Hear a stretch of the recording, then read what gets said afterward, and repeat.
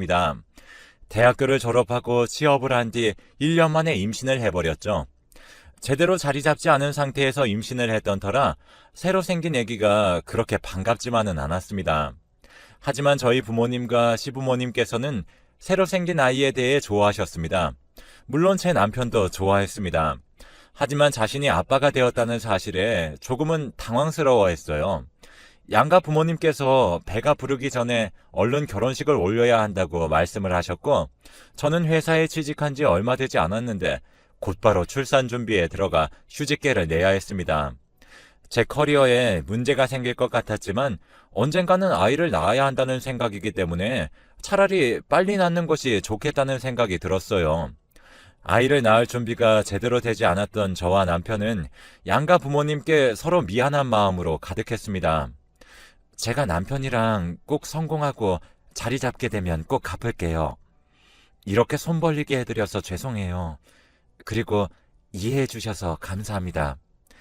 저희 부모님과 시부모님께서도 네 분 다 만장일치로 우리가 해야 할 일을 한 것뿐인데 그렇게 미안해하지 않아도 돼 라는 말씀을 하셨고, 남편과 저는 그 말씀에 많이 감동을 받았습니다.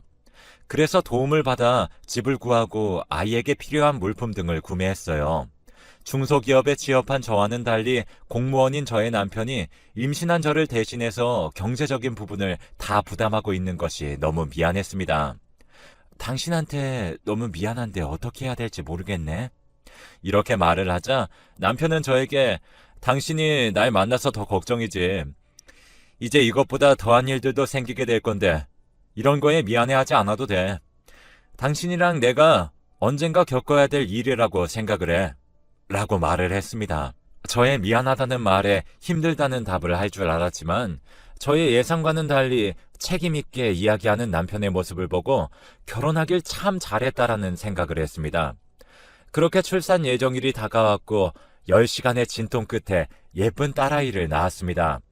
첫째를 낳자 시어머니께서는 저에게 혼자는 너무 심심하니까 둘째도 낳을 거지?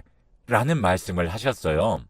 저도 외동딸이기 때문에 부모님의 사랑을 받고 자라왔지만 알 수 없는 외로움을 조금은 느꼈던 적이 있어서 저도 시어머니의 말씀에 공감을 했지만 출산을 하고 휴식을 취하고 있는 도중에 그런 말씀을 하시니까 속으로 내가 애 낳는 기계인가 라는 생각까지 들었습니다. 하지만 시어머니께 대충 알겠다고 말씀을 드렸고 저는 일상으로 돌아가 원래 하던 일에 복귀를 하고 일을 했습니다. 그렇게 일을 하던 중에 시어머니께서 둘째에 대해 말씀을 하시길래 남편과 제가 상의를 했는데 제 일하는 경력 좀 쌓고 돈 좀 더 모은 다음에 둘째를 가지려고 해요. 무엇보다도 육아휴직을 쓰는 일이 회사에서도 눈치가 보이거든요. 둘째 임신은 저희가 알아서 신경 쓸게요, 어머니. 라고 답변을 했죠. 시어머니는 알아서 하겠다는 말씀에 조금 상처를 받으신 것인지 그 후에는 전과는 조금 다르게 행동을 하셨어요. 그래서 저는 시어머니께 애교란 애교를 부렸지만 저에게 돌아온 것은 차가운 행동뿐이었습니다. 남편에게 이 말을 하자 남편은 저에게 그냥 그렇게 냅두면 알아서 풀리니까 냅둬 라고 말을 했습니다. 그래서 원래 행동하던 대로 지내왔어요. 맞벌이인 저와 남편을 위해 저희 부모님께서는 딸을 케어해 주셨고 주말에는 저희가 아이를 케어했습니다. 저와 남편은 주말에 쉬는 동안에 취미 생활을 하기도 하고 평일 동안 밀려있던 집안일을 하기도 했죠. 평소와 같이 주말에 남편과 같이 쉬던 중 남편이 헬스장에 다녀온다는 이야기를 하더군요. 남편은 워낙 몸 관리하는 걸 좋아하는 사람이라서 헬스장도 제가 직접 결제를 해줬습니다. 남편은 평소에 헬스장을 갈 때 헬스복과 목욕용품을 가져가곤 하는데 그날따라 이상하게 불편해서 잘 입지도 않는 정장을 입고 나가는 것입니다. 저는 그런 남편에게 무슨 일이 있나 싶었습니다. 당신 헬스장 간다고 그런 거 아니었어? 어디가? 라고 물어보자 남편은 헬스장 갔다가 엄마가 잠깐 만나서 밥 먹자고 그러길래 알겠다고 그랬지. 나 다녀올게. 라고 대답을 하고 나갔습니다. 시어머니가 저에게 속상한 마음이 아직도 계속되어서 저를 부르지 않고 남편만 불렀다는 생각에 조금은 소외감을 느꼈습니다. 그래도 남편에게 따로 무슨 할 말씀이나 볼 일이 있다고 생각을 했어요. 남편이 나간 지 2시간 정도 지났을 때 아이의 분유와 저녁에 먹을 거리를 사기 위해 장 보러 밖으로 나갔습니다. 마트로 걸어가던 길에 카페에 앉아있는 시어머니와 남편을 봤습니다. 그런데 둘만 있었던 것이 아니라 남편의 맞은편에 정말 여성스러운 여자 한 명도 함께 앉아 있었어요. 정말 안 좋은 생각까지 했지만 당사자에게 물어보지도 않고 저 혼자 오해를 해버리면 처음 보는 여성분에게도 실례일 거라고 생각을 했습니다. 그래서 어떤 자리인지 궁금하긴 했지만 남편이 집에 들어오면 물어봐야겠다는 생각으로 지나쳤습니다. 그렇게 아이를 데리고 장을 보고 집에 들어왔어요. 제가 집에 들어온 지 3시간 정도 지났을 무렵 남편에게 전화가 걸려왔습니다. 이제 밥을 먹을 시간인데 들어오지 않고 전화를 하길래 무슨 일인가 싶었죠. 여보, 우리 엄마가 아빠랑 좀 싸워서 속상하신가 봐. 그래서 엄마랑 술 좀 먹고 대화하다가 늦게 들어갈 것 같아. 나 기다리지 말고 얼른 자. 남편의 말에 궁금한 것이 많았지만 제가 말을 하기도 전에 남편이 급히 전화를 끊었어요. 아까 카페에서 제가 봤을 때는 분명히 어머니의 표정도 밝아 보였고 남편의 표정도 밝아 보였었거든요. 남편의 말처럼 속상해 보이진 않았습니다. 하지만 제가 보고 난 후에 시아버지랑 싸우셨을 수도 있겠다는 생각을 하며 이해하며 딸과 주말을 보냈네요. 저에게 기다리지 말고 자라는 말을 했지만 정작 저는 남편이 마주보고 있던 여자에 대한 이야기는 언제 해주는 걸까 궁금했고 남편이 오기만을 손꼽아 기다리다가 새벽에 잠이 들었습니다. 그 다음날 아침에 일찍 일어났는데도 남편은 집에 들어오지 않았어요. 점심을 먹을 때쯤에 남편이 집에 들어왔습니다. 무엇보다도 반갑게 아빠를 맞이하는 딸을 보며 남편은 아주 좋아했습니다. 그렇게 남편에게 왜 집에 안 들어왔냐고 물어봤습니다. 그러자 남편은 저에게 엄마랑 술 먹다 보니까 시간이 너무 늦어지는 바람에 엄마를 집에 데려다 줬어. 그런데 얼른 나도 집에 들어오려고 그랬는데 아버지가 시간도 늦었으니까 자고 가라고 그러시더라고. 그래서 나도 너무 많이 취해서 당신한테 말하지도 못했어. 미안해. 다음부터는 당신 혼자 냅두고 자지 않게 할 거니까 걱정하지 마. 라고 말을 했습니다. 사실 남편의 말이 진실인지는 몰랐지만 그냥 그러려니 했고 제가 원래부터 궁금해했던 질문을 했습니다. 당신 어제 카페에서 어머니랑 어떤 여자랑 같이 있는 거 장 보러 가는 길에 봤는데 그 여자분 누구야? 그러자 남편은 이렇게 말을 했습니다. 응? 그게 무슨 소리야? 나 어제 엄마랑 카페에 있지도 않았는데? 잘못 본 거 아니야? 남편의 말을 듣고 저는 정말 제가 잘못 본 것이라고 생각이 들었지만 절대 잘못 보지 않았습니다. 왜냐하면 남편을 본 게 몇 년인데 다른 사람과 헷갈릴 수 없기 때문이죠. 어쨌든 남편이 저에게 그런 식으로 이야기하길래 조금은 이상한 느낌을 받았지만 그냥 넘겼습니다. 그렇게 남편은 씻으러 들어갔습니다. 그 사이 남편의 휴대폰에 문자 알림이 울려서 보니 시어머니가 남편에게 이런 문자를 보냈습니다. 아들아, 어제 그 아이 너 마음에 들었다고 이야기하는데 걔랑 한번 카톡 해볼래? 아니면 다른 애 소개시켜줄까? 시어머니의 문자를 보고 제가 모르는 무엇인가가 있다고 확신을 했어요. 하지만 남편의 휴대폰을 본 것에 대해 이야기를 하면 화를 낼 것 같았기에 남편이 씻고 나온 후에 질문을 했습니다. 여보, 요즘 어머니가 당신한테 여자 소개시켜줘? 끝까지 제가 남편의 휴대폰으로 문자를 본 것에 대해 말을 하지 않으려고 했지만 남편은 정말 아무런 일도 없다는 듯이 아니 아까부터 왜 그래? 당신도 있고 딸도 있는데 엄마가 무슨 여자를 나한테 소개를 시켜줘? 라고 말을 했습니다. 남편의 대답을 듣고 저는 결국 다 이야기를 했습니다. 당신 씻으러 들어간 사이에 어머니가 문자가 와서 당신 씻는 중이라고 문자를 보내려고 그랬는데 어머니가 당신한테 보낸 문자 다 봤어. 그래서 내가 당신이 솔직하게라도 이야기할 줄 알았는데 끝까지 거짓말을 하네? 뭐길래 그렇게 나를 속여? 나 속이니까 기분 좋아? 라고 말을 하자 남편은 당황을 하면서 이야기했습니다. 당신한테 실망 줘서 미안해. 내가 이거에 대해서 말을 하면 당신이 슬퍼하고 신경 쓰일까봐 일부러 이야기 안 한 거야. 나도 분명히 엄마가 나한테 그냥 같이 밥만 먹자고 이야기를 했는데 옆에 어떤 여자가 있길래 많이 당황해서 대체 무슨 상황이냐니까 갑자기 소개팅 자리라고 그러시는 거야. 그래서 나는 당신도 있고 딸도 있으니까 지금 이 상황이 되게 어이가 없었지. 내가 엄마한테 이게 지금 무슨 상황이냐고 하니까 아무런 말도 하지 말고 그냥 앉아서 밥만 먹고 카페만 가서 커피를 마시라는 거야. 난 엄마 말 안 듣고 그냥 집에 가려고 그랬는데 지금 여기서 바로 집에 가버리면 우리가 자리 잡기 전에 금전적인 지원을 끊어버리신다고 갑자기 협박을 하시더라고. 더군다나 엄마의 체면을 봐서라도 가만히 앉아만 있다가 가라고 그러시길래 알겠다고 그랬지. 나는 오히려 당신이랑 딸에 대해서 금전적인 지원을 끊어버리신다고 그러길래 계속 앉아 있었어. 그리고 엄마랑 술 먹은 것도 사실이고 엄마 집 가서 잔 것도 맞아. 남편이 그제서야 저에게 솔직하게 이야기를 해줬습니다. 저는 남편의 이야기를 듣고 정말 충격적이었어요.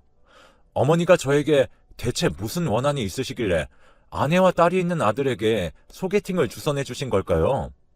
저는 남편의 이야기를 듣자마자 시어머니가 계신 곳으로 찾아갔습니다. 시어머니는 댁에서 여유롭게 의자에 앉으셔서 책을 읽고 계셨죠. 시어머니께 아무런 말도 없이 찾아뵈서 매우 당황하신 것처럼 보였어요. 저는 어머니를 보자마자 이런 말씀을 드렸어요. 어머니가 저한테 무슨 원한을 갖고 계시길래 갑자기 저한테 차갑게 행동을 하시고 딸이랑 아내가 이렇게 살아있는데 유부남한테 왜 소개팅을 주선하시는지 도저히 궁금증을 참을 수가 없어서 이렇게 찾아왔어요. 저 피할 생각하지 마시고 제대로 다 말씀해 주세요. 저의 말을 듣고 시어머니께서는 저에게 이런 대답을 하셨습니다. 남편이 공무원인 거에 비해 너는 언제 잘릴지도 모르는 회사에서 쥐꼬리만한 월급을 받아오잖니. 내가 아들을 어떻게 키웠는데 너 같은 애한테 내 아들을 준 것이 너무 아까운데도 그냥 참았어. 그런데 네가 언제부터인가 나한테 하는 말이 되게 신경에 거슬리고 기분 나쁘게 이야기를 하더라고. 둘째를 낳으라고도 이야기를 했는데 내가 알아서 하겠다고 그러지 않나? 너네 친부모님과는 다르게 용돈을 적게 주질 않나? 내가 참을 수가 있어야지. 그래서 이제는 며느리 복 좀 제대로 보려고 네 남편 선보는 거 주선했어. 불만 있니? 그럼 너도 공무원하고 둘째를 아들로 낳으면 내가 예뻐해 줄게. 시어머니가 하시는 말씀이 저에게는 정말 총알처럼 느껴졌습니다. 그렇게 저에게 기분이 나쁘셨더라면 차라리 저한테 직접 이야기를 했더라면 좋았을 텐데 라는 생각이 들었어요. 일단 말투를 그렇게 예의 없게 말씀을 드린 것에 대해서는 죄송하게 생각을 해요. 그런데 제가 저희 어머니랑 아버지보다 용돈을 적게 드리는 이유는 정말 모르시면서 물어보시는 거예요? 저희 친어머니와 아버지에게 용돈을 더 드리는 이유는 저희 부모님이기 때문에 그런 것이 아니라 저희 어머니께서 옛날부터 당뇨병을 갖고 계셨기 때문에 수술과 입원을 하셔서 수중에 가지신 돈이 별로 없으셔서 남편과 상의 후 용돈에다가 약간의 생활비를 보태 더 드렸던 것뿐입니다. 그런데 그에 반해 시부모님께서는 계속 돈을 버시고 몸도 건강하셨기에 덜 들었던 것뿐이에요. 그런데 만약에 그걸로 기분이 상하셨더라면 저에게 뭐라고 말씀이라도 하셨던 게 맞는 것 아닌가 싶었습니다. 그렇게 집으로 향했고 남편에게 가서 이야기했습니다. 당신도 어머니가 그런 자리를 만들었으면 그렇게 거짓말을 하는 게 아니라 솔직하게 이야기하는 게 맞아. 그리고 당신 어머니는 어떻게 그렇게 이기적이셔? 우리 엄마가 아픈 것에 대해서 아빠가 병간호하시는 거 다 아시면서 용돈을 적게 주신 것에 대해서도 뭐라고 그러시네. 나 이제 앞으로 당신 어머니 못 보니까 당신도 보지 마. 저는 남편에게 폭탄 선언을 했고 남편은 저에게 알겠어. 나도 엄마 안 볼게. 무슨 일이 있어도 그런 자리가 있었으면 박차고 나왔어야 됐는데 내가 생각이 너무 짧았어. 앞으로는 당신의 기분을 신경 쓰는 건 둘째치고 항상 솔직하게 말하는 남편이 될게 라고 말을 했습니다. 그래서 저는 남편을 또 믿을 수밖에 없었어요. 그렇게 아이가 성인이 되었고 남편과 저 또한 나이를 먹었습니다. 그동안에 시어머니께서는 말씀 한마디 없었고 저 또한 아무런 말을 하지 않았습니다. 남편과는 가끔 가다가 연락을 하는 것 같았지만 가족과의 사이는 끊어낼 수 없으니 이해를 했습니다. 그런데 남편에게 또 실망을 하는 일이 생기고 말았어요. 이사를 가기 위해 모아둔 통장과 카드의 잔액을 조회하던 중 남편의 통장에 돈이 텅텅 비어있는 것을 보게 되었거든요. 저는 남편에게 도대체 여기 있던 돈이 어디 있냐고 물어보자 대답하기를 되게 머뭇거리더라고요. 옛날처럼 거짓말할 생각하지 말고 제대로 이야기해. 저번에는 그냥 눈 감아 넘어갔지만 두 번째에는 그냥 못 넘어가? 이렇게 이야기하자마자 남편은 저에게 솔직하게 이야기했습니다. 아니, 그게 사실은 엄마가 작년에 주식으로 돈을 많이 받으셨다고 나한테 그러시는 거야. 그래서 그냥 그렇구나 하고 말았지. 그랬더니 엄마가 갑자기 너도 내가 돈 몇 배 불려줄 테니까 5천만 원 정도만 주면 나중에 5천만 원보다 더 많이 갚겠다고 이야기를 하시길래 알겠다고 했는데 통장에 3천만 원 뿐이길래 일단 그거라도 드렸어. 남편 입으로 분명히 엄마와의 인연을 끊겠다고 이야기를 했지만 가족 사이는 떼고 싶어도 뗄 수 없는 사이라는 거 압니다. 그래도 이렇게 돈과 관련된 문제라면 아내인 저와 같이 상의는 했어야 되는 거 아닌가 싶더라고요. 그 돈 무슨 돈인지 알면서 그래? 당신 딸 대학교 등록금이랑 결혼 자금으로 쓰려고 조금씩 모아온 통장인데 어떻게 그거를 어머니한테 드려? 어머니가 작년에 가져가셨는데 아직 연락 없으신 거 보면 그냥 그 3천만 원은 끝난 거야. 아니면 당신이 받아올래? 그런 문제는 나랑 상의를 했어야지. 솔직하게 이야기를 하지. 진짜 왜 그랬어? 저는 지금까지 참아왔던 서러움이 터졌습니다. 그대로 바로 시어머니께 전화를 했어요. 몇십 년 만에 전화를 해서 그런 것인지 조금은 어색했습니다. 남편한테 받으신 3천만 원 돌려주세요. 라고 말씀드리자 어머니께서는 정말 당당하게 네 남편이 나한테 그냥 준 건데 그걸 내가 왜 줘야 되는데? 그리고 엄마가 아들한테 그 정도도 못 받아? 내가 너 남편 돈을 강제로 뺏은 것도 아니고 나도 옛날에 아들 키우느라 제대로 하지 못한 거 이제 좀 해보겠다는데 왜 그렇게 막아? 그리고 시어머니한테 전화를 했으면 잘 지내셨나요? 라고 안부 인사를 먼저 하는 거야. 난 내 할 말 다 했으니까 끊는다. 저는 어머니의 놀랄 만큼의 당당한 태도를 보고 말문이 막혔습니다. 그에 반해 남편은 어쩔 줄 몰라 했어요. 그러면서 남편은 저에게 이렇게 말을 했습니다. 내가 능력 없고 너무 멍청한 것 같아 미안해. 그래도 내가 공무원이니까 또 돈 벌면 되잖아. 저는 공무원이라는 이야기를 계속하는 남편을 보고 이혼을 하자고 했어요. 딸도 이제 성인이 되었으니 상관이 없다고 생각을 했거든요. 결국 저는 고민 끝에 다음 달에 이혼을 합니다. 여러분들께 저의 일을 바탕으로 꼭 드리고 싶은 말씀이 있는데요. 유리가 깨져서 다시 조각을 붙인다고 해도 전처럼 강하지 않습니다. 사람들 사이의 신뢰는 정말 중요한 부분이니까 행복하게 사시려면 꼭 그런 사람과 결혼하시길 바랄게요. 저의 긴 글을 시간 내서 읽어주셔서 감사합니다.